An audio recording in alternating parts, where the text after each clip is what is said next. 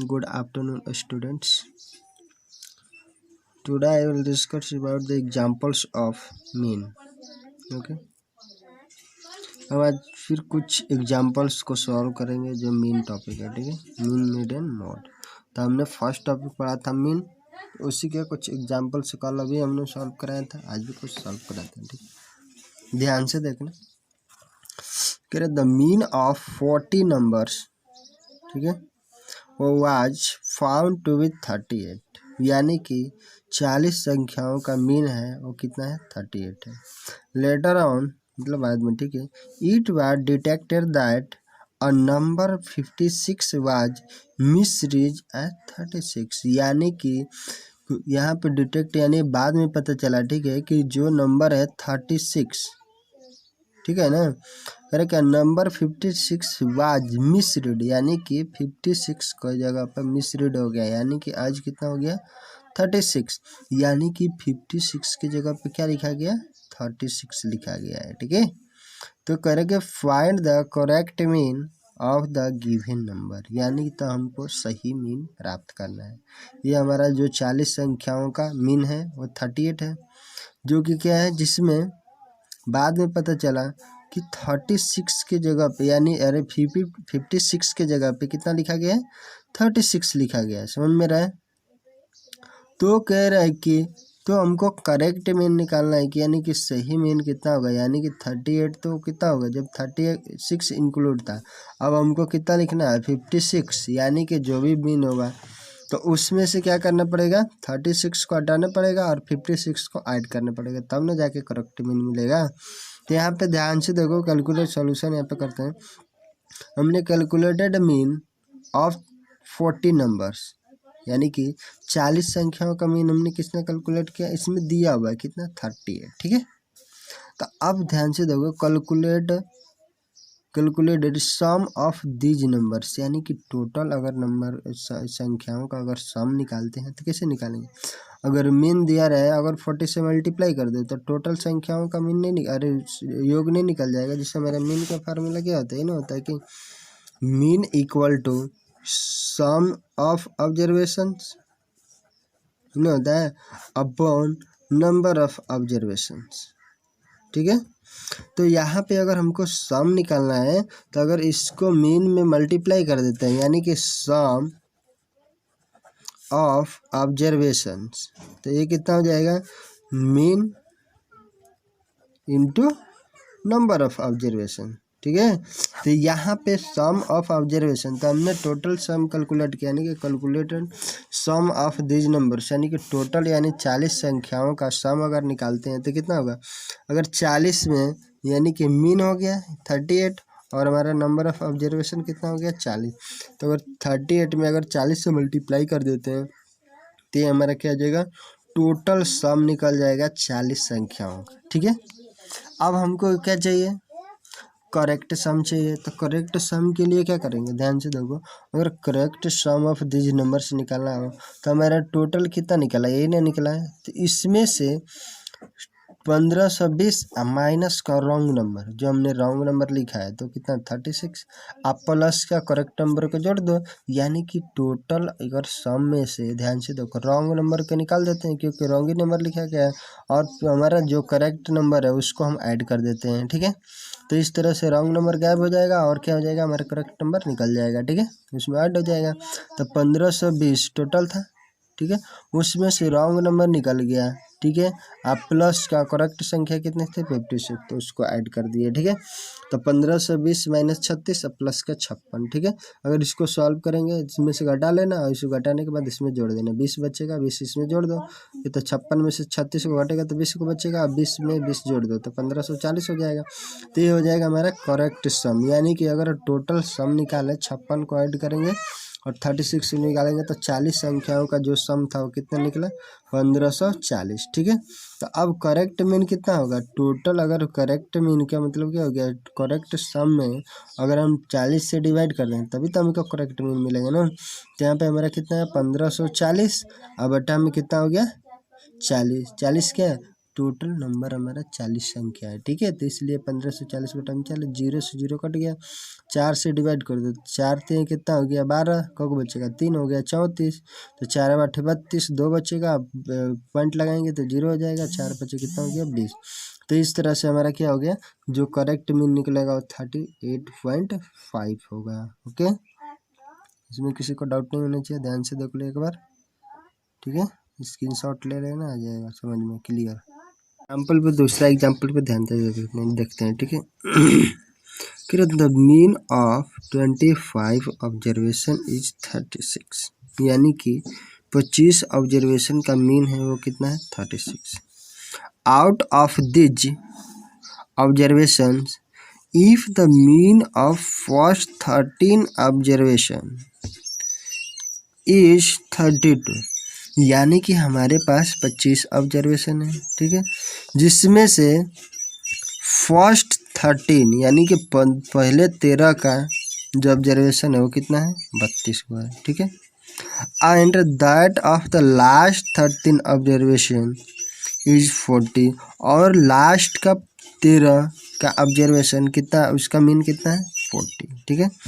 तो find the 13th observation, यानी कि तो 13वां ऑब्जर्वेशन क्या होगा। अब ध्यान से सुनना यहाँ पे क्वेश्चन को, हमारे पास टोटल कितना दिया है 25, तो ध्यान से देखो, अगर यहाँ से इधर 25 तो डेटा बनाते नहीं, यहाँ पे मान लो 1 से स्टार्ट करते हैं और लास्ट का कितना होना चाहिए 25, और बीच में भी कुछ डेटा आएगा, ठीक है। अब इसमें से कह रहा है, ध्यान से देखो कि फर्स्ट 13 ऑब्जर्वेशन क्या है ना, मीन ऑफ फर्स्ट 13 ऑब्जर्वेशन, तो जब इधर से 13 बोलेंगे यहाँ पे 13, ठीक है, ऑब्जर्वेशन, ठीक है, इसका मीन कितना है 32 है, ठीक है, इसका मीन 32 है।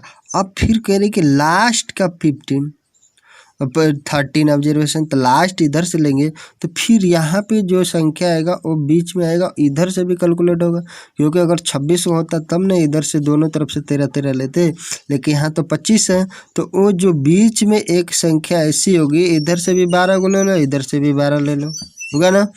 अब बीच में कितना 12 12 24, और ये बीच में एक संख्या निकलेगी, ठीक है, जो कि 13वां स्थान पे होगी। तो ये 13वां जो है इधर के लास्ट वाला 13 में भी आ रहा है, और लास्ट फर्स्ट वाला 13 में भी आ रहा है ना, तो इसलिए पूछ रहा है कि ये 13वां ऑब्जर्वेशन क्या होगा, जो कि इधर वाला में भी आ रहा है, इधर वाला में भी आ रहा है, क्लियर है।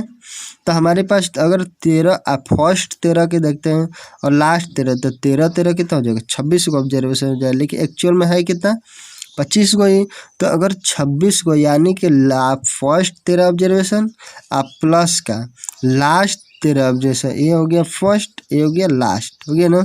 अगर दोनों को मीन करके जोड़ लेते हैं, ठीक है, और इसमें से 25 ऑब्जर्वेशन का सम घटा देते हैं, यानी कि 13 का सम, ध्यान से देखना, फर्स्ट 13 ऑब्जर्वेशन का सम अब प्लस का लास्ट 13 ऑब्जर्वेशन का सम, ठीक है, दोनों को अगर जोड़ लो, ठीक है, और उसमें से अगर 25 ऑब्जर्वेशन का सम हम माइनस कर लेते हैं, तो यहाँ पे क्या हो जाएगा, जो भी संख्या 13 नंबर पे बैठेगी वो आराम से कैलकुलेट हो जाएगी, क्लियर है। ध्यान से देखना, हमारे पास 25 ऑब्जर्वेशन दिया हुआ है, 25 में से फर्स्ट 13 का हमको मीन दिया है, तो मीन दिया है तो टोटल ऑब्जर्वेशन सम निकाल सकते हैं कितना 13 में, और उस मीन में मल्टीप्लाई करके, और लास्ट का 13 में फिर इसके मीन में मल्टीप्लाई करके लास्ट वाला निकाल लेंगे, और दोनों को ऐड कर दो, और उसमें से 25 ऑब्जर्वेशन को जो होगा उसका सम निकाल लो, घटा लो उसमें से, तो निकल के आ जाएगा। ध्यान से देखना यहाँ पे,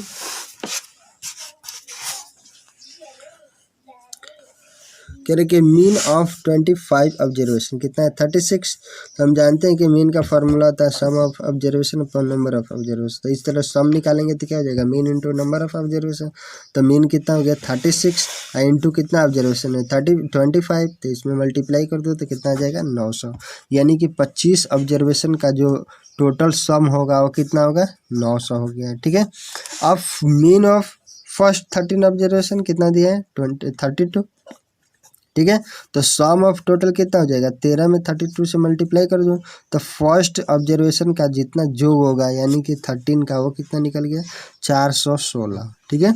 इस तरह से मीन ऑफ लास्ट 13 ऑब्जर्वेशन कितना दिया है 40, देख लो 13 ऑब्जर्वेशन कितना दिया है 40, ठीक है।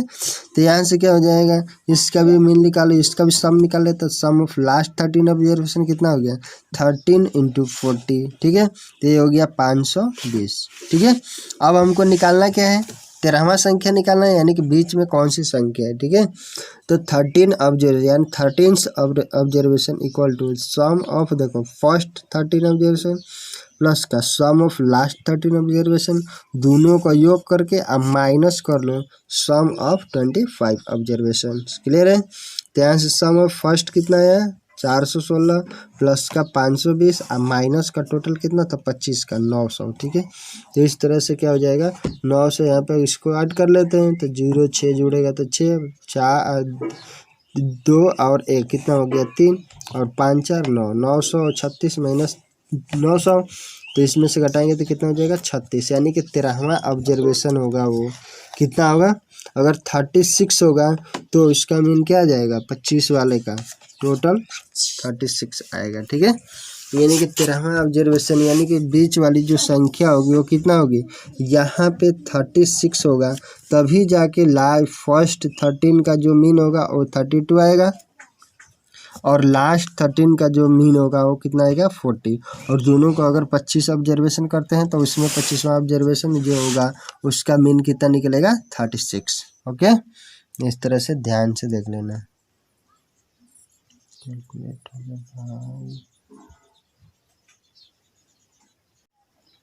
आज का क्वेश्चन नंबर 3, ठीक है, ध्यान से देखते हैं। और टोटल मिला के 9 क्वेश्चन करवा दिए हैं तो इसलिए ध्यान से देखो। The mean of 100 items was found to be 64, यानी कि 100 आइटम्स का जो मीन है वो कितना दिया है 64 दिया हुआ, ठीक है। Later on it was discovered that 2 items were misread, यानी कि यहाँ पे बाद में पता चला कि 2 आइटम है मिसरीड है, I26 and 9 instead of 36 and 90 respectively, यानी कि बाद में पता चला कि 36 के जगह पे 26 लिखा गया है और 90 के जगह पे 9 लिखा गया है, यानी कि हमारा जो रॉन्ग है वो ये रॉन्ग आइटम हो गया और ये 36 और 90 क्या हो गया करेक्ट आइटम हो गया, ठीक है। तो कह रहे फाइंड द करेक्ट मीन, यानी कि सही मीन क्या होगा, ओके। अब ध्यान से देखते हैं। तो मीन ऑफ 100 आइटम कितना हो गया 64, तो सम ऑफ 100 आइटम्स निकालेंगे तो क्या होगा 64 × 100 मल्टीप्लाई कर देते हैं तो ये हो गया 6400, ठीक है।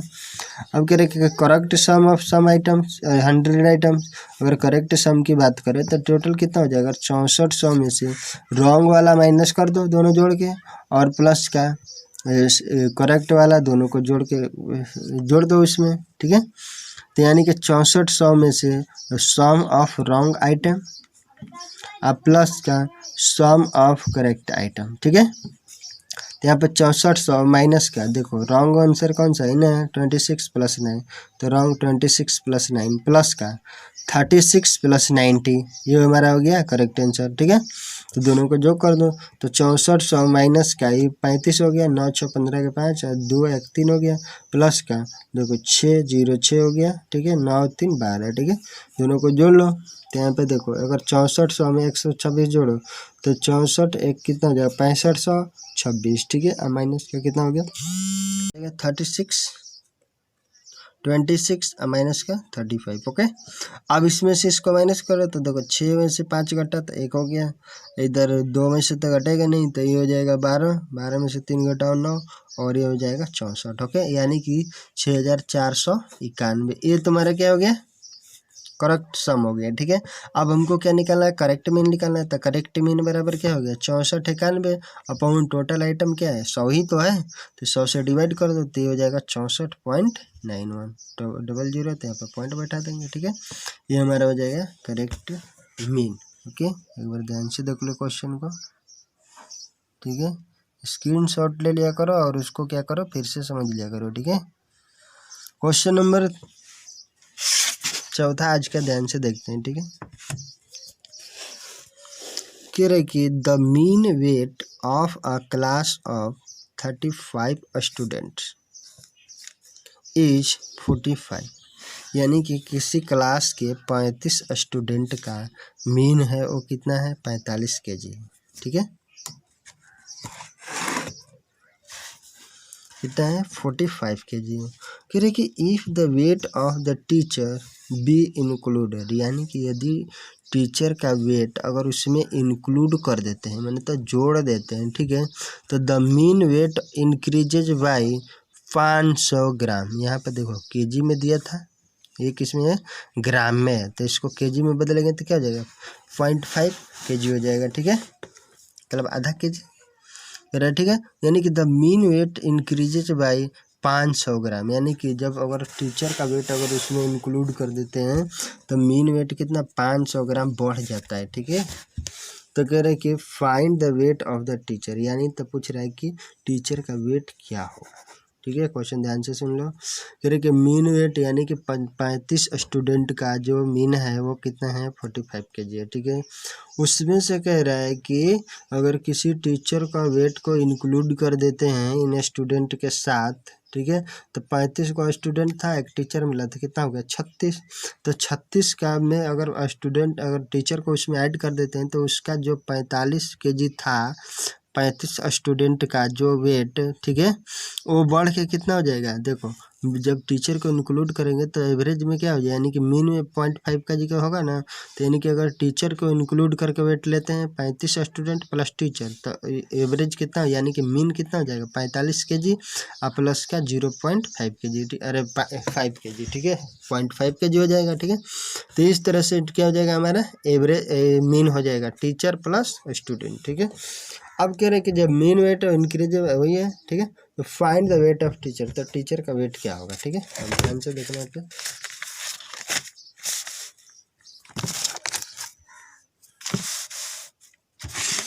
देखो तो the mean weight of class of 35 student, यानी कि 45 स्टूडेंट का जो वेट है वो कितना हो गया,